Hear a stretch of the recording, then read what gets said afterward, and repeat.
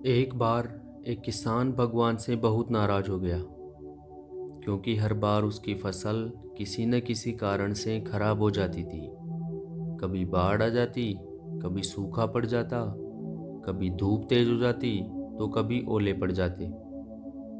एक दिन इस सब से परेशान होकर उसने भगवान से शिकायत की।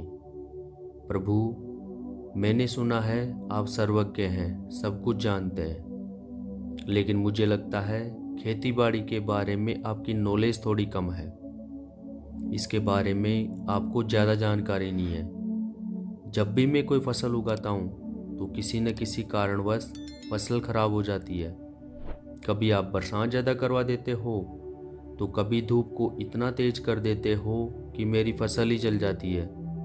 उसने हाथ जोड़कर भगवान से रिक्वेस्ट किया, आप मुझे 1 साल तक मौसम को मेरे अनुसार चलाने का मौका दो। मैं जब कहूँ तब बरसात हो, जब मैं कहूँ तभी धूप पड़े। मैं जैसा भी चाहूँ वैसा मौसम हो जाए। फिर आप देखना सभी किसानों के खेतों में कितना ज़्यादा अन्न पैदा होता है, कैसे सभी के भंडार अन्न से भर जाते हैं। और इसमें केवल मेरा फ़ायदा नहीं है। ऐसा करने से सभी लोग आपकी महिमा का गुणगान करेंगे, आपकी दयालुता को हमेशा याद रखेंगे। उस किसान की यह बात सुन भगवान मन ही मन मुस्कुराए और कहा, ठीक है, तुम जैसा चाहते हो वैसा ही होगा। सारे मौसम तुम्हारे कहे अनुसार चेंज हो। तुम जब जब जो मौसम चाहोगे वैसा ही मौसम हो जाएगा। इन सब मामलों में मेरा कोई इंटरफेयर नहीं होगा। भगवान से ये आशीर्वाद लेकर किसान बहुत खुश हो गया। उस साल किसान ने अपने खेत में गेहूं की फसल बोई। अब जबकि मौसम उसके ही कंट्रोल में था, तो उसने मौसम को अपने अनुसार चेंज कर दिया।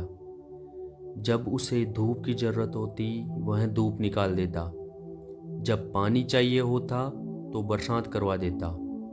बहुत तेज धूप, ओले, बाढ़, आंधी तो उसने आने ही नहीं दिए।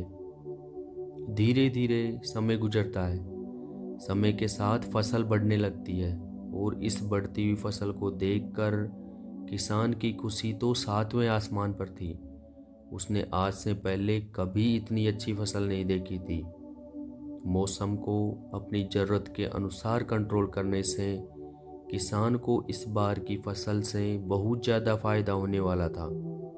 किसान सोच रहा था, अब मैं भगवान को बताऊंगा कि खेती बाड़ी कैसे करते हैं। वे तो बेमौसम की बारिश, धूप, ओलावृष्टि करके फसल को बर्बाद कर दिया करते थे, पर मैंने इस बार मौसम को इतना अनुकूल बना दिया कि लोगों के खेतों में फसलें लहला रही है। भगवान तो बेकार ही इतने सालों से हम किसानों को परेशान कर रहे थे। समय के साथ फसल पक गई और उसे काटने की जरूरत आई। किसान होने वाली फसल की खुशी में बड़े ही गर्व से खेत पर फसल काटने गया। लेकिन जैसे ही फसल काटने लगा तो उसे बड़ा सदमा लगा। उसने देखा कि गेहूं की एक भी बाली के अंदर दाना नहीं था। सारी बालियां अंदर से खाली थी। इस सब से बड़ा दुखी होकर उसने भगवान से पूछा, प्रभु, ये क्या हुआ?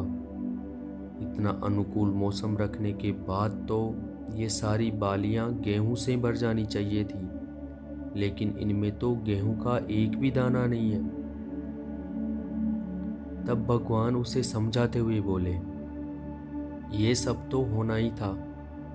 तुमने इन पौधों को संघर्ष करने का थोड़ा सा भी मौका नहीं दिया। ना तेज धूप में इनको तपने दिया, ना आंधी ओलों से जूझने दिया। इनको किसी भी तरह की चुनौती का जरा सा भी एहसास नहीं होने दिया। इसलिए सब पौधे खोखले रह गए। जब आंधी आती है, तेज बारिश होती है, ओले गिरते हैं, तब वह पौधा अपने बल से ही तो खड़ा रहता है। वो अपना अस्तित्व बचाने के लिए लड़ता है और इस संघर्ष से जो बल पैदा होता है वो ही उसे शक्ति देता है, ऊर्जा देता है, उसकी लड़ने की, जीवन जीने की इच्छा को उभारता है। सोने को भी कुंदन बनने के लिए आग में तपने, हथौड़ी से पीटने और गलने जैसी चुनौतियों से गुजरना पड़ता है। ऐसा करने से ही उसकी स्वर्णिम आभा उभर पाती है, जो उसे अनमोल बना देती है। भगवान की इन बातों ने किसान को समझा दिया कि बिना संघर्ष और मेहनत के कुछ पाने की हमारी इच्छा अंततः हमारे जीवन में दुख ही लाती है। मनुष्य के संघर्ष ही तो है जो उसे एक सामान्य आदमी से प्रसिद्ध आदमी में बदल देते हैं। और दोस्तों, समझ तो आप भी गए होंगे, यदि जीवन में संघर्ष ना हो, चुनौती ना हो, तो आदमी अंदर से खोखला रह जाता है। उसके अंदर कोई गुण नहीं आ पाते। ये संघर्ष और चुनौतियां ही आदमी रूपी तलवार को धार देती है, उसे मजबूत, सशक्त और प्रखर बनाती है। अगर खुद को सफल व्यक्ति के रूप में निखारना है, प्रसिद्ध होना है, नाम फैलाना है, तो चुनौतियां तो स्वीकार करनी ही पड़ेगी। इन संघर्ष और चुनौतियों के बिना आदमी मजबूत नहीं हो पाता और मुसीबतों का एक छोटा सा झोंका ही उसे फेल करवा देता है।